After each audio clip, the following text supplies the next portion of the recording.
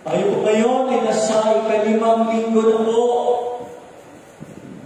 ng ating paglalakbay itong panahon ng Kwaresma.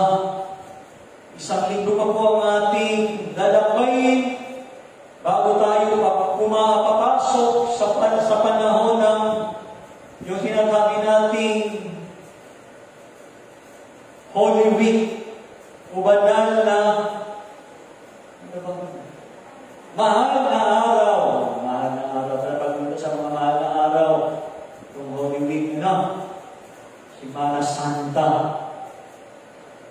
At patuloy tayong inaanyayahan ng ating Panginoong Diyos sa pamamagitan ng ating mga pagbasa po ngayon na lumapit at hanapin ang Diyos sa buhay natin.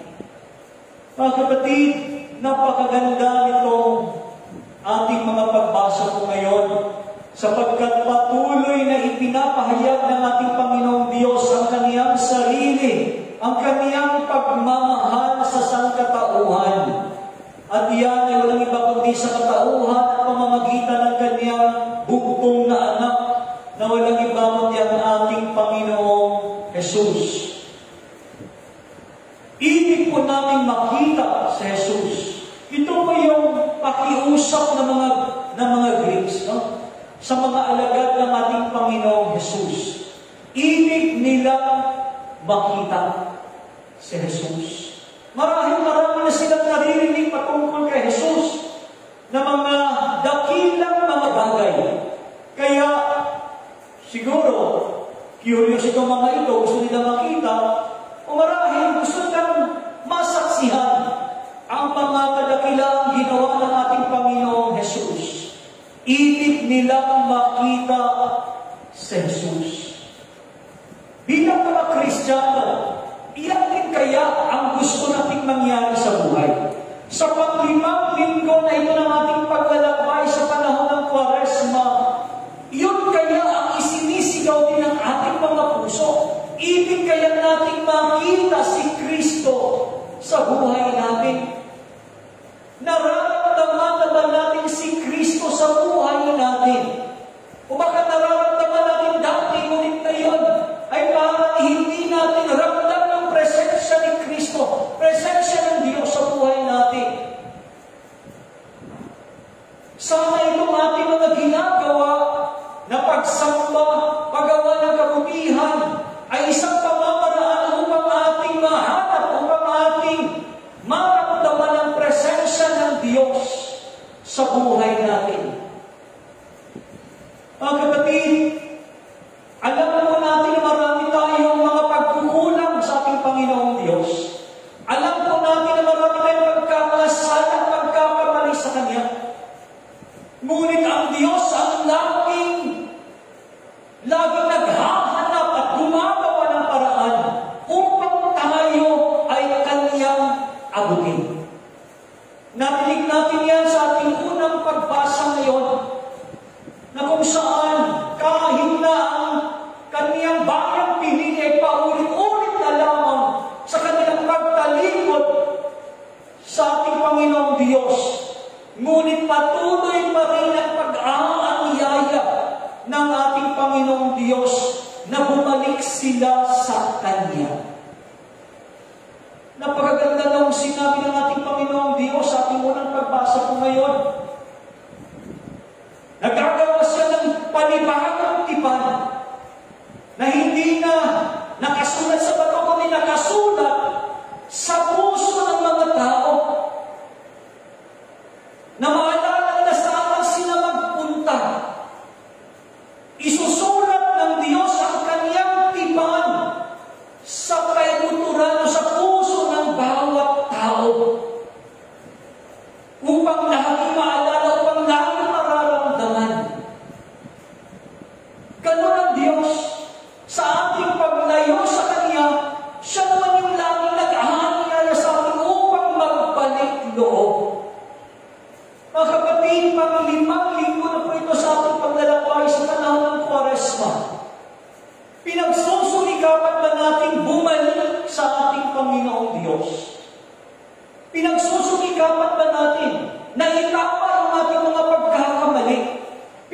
Sinusumikapan ba natin na punan yung ating mga pagkukulang?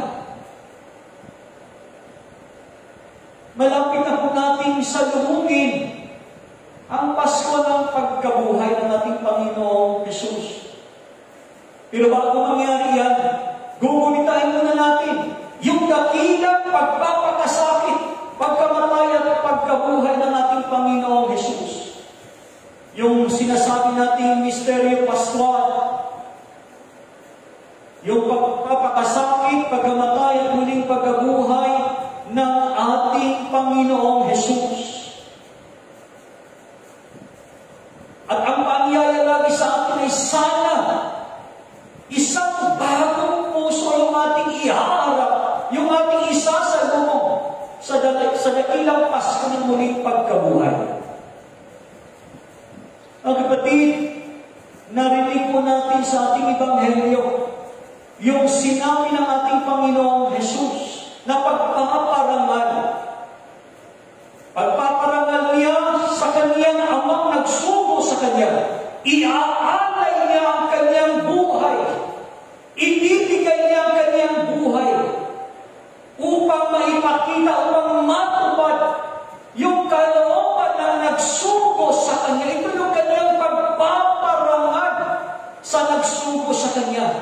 Sa ating amang nasa langit, pag-aalay ng buhay.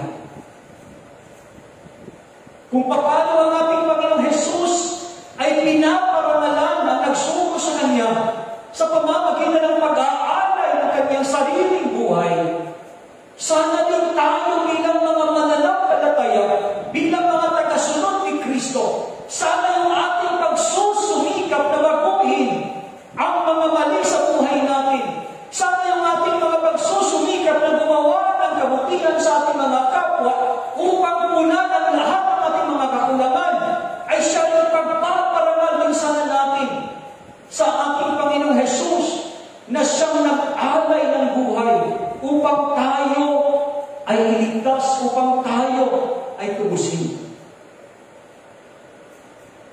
Mga kapatid, ating samot dalangin na sana sa ating pagpapatuloy ng ating paglalakbay, itong panahon ng Kwaresma, bigyan pa tayo ng ating Panginoong Diyos ng mga biyaya, ng mga grasya natin kinakailangan. Alam po natin na hindi ganun kadali isabuhay ang pananampalatayang ating niyakap. Alam po natin kung gaano ang panganib nating hinaharap sa panahon ngayon. Nakakatakot na mabasa at malaman na sa araw na ito, isa na lang ang kulang. 8,000 na ang panibagong kaso ng mga nahawaan. Kahapon, 7,103 ang kaso. At ang sabi nga, tataas pa ang number na ito. Itong mga susunod na mga araw. Nakakatakot na kung ating titignan. Ngunit sa isang taong may pananampalataya, ay talagang kayang sumugod.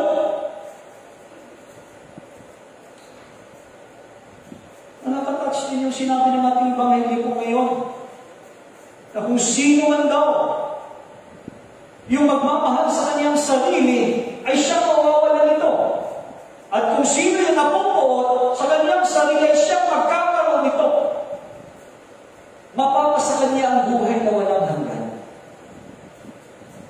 Mga kapatid, gusto lang sabihin ng ating Panginoong Hesus sa kanyang mga tagapakinig, na sana sa buhay natin bilang mga mananampalataya, sana'y pahalagahan natin, sana'y unahin natin ang Diyos sa buhay natin. Huwag nating unahin ang ating mga sarili sapagkat kapag nangyari yan, tayo ang mawawala nito. Sabi ng ating Panginoong Hesus sa kanyang mga tagapakinig at doon sa mga nagnanais sumunod sa Kanya, kung ibig ninyong Dapat matuto kayong lumikot ng inyong mga sarili.